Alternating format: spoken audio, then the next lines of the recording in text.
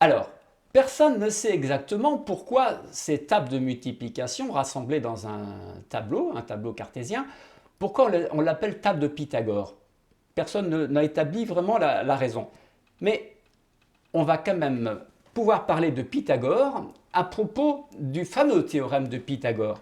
Le théorème de Pythagore, c'est ce qui gère les relations dans un triangle rectangle. Eh bien, Pythagore, alors pour cela, je vais prendre le 6, le 8 et le 10. Et je vais former un triangle, et je vais considérer le triangle formé par les arêtes internes des trois barres. 10, c'est l'hypoténuse, et les deux côtés de l'angle droit sont formés par le 6 et le 8. Et Pythagore nous dit que dans un triangle rectangle, la somme des carrés des côtés de l'angle droit est égale au carré de l'hypoténuse.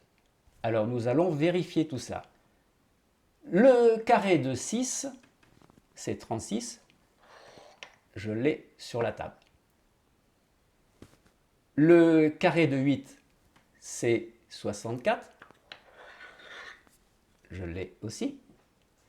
Et le carré de 10, donc 10 fois 10, c'est 100. Et je l'ai également sur la table. Et on va pouvoir vérifier que la somme des carrés des côtés de l'angle droit est bien égale au carré de l'hypoténuse. Ce fameux triangle, formé avec 6, 8, 10, il a des cousins.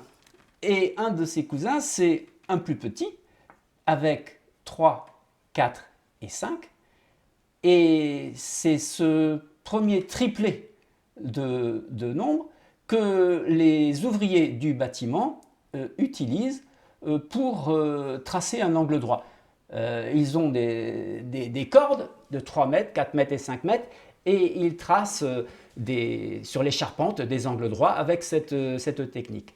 Donc un cousin 3, 4, 5 qui marche bien, 6, 8, 10 qui fonctionne aussi, et puis bien, il y a des cousins plus grands ici, avec 15, 12 et 9.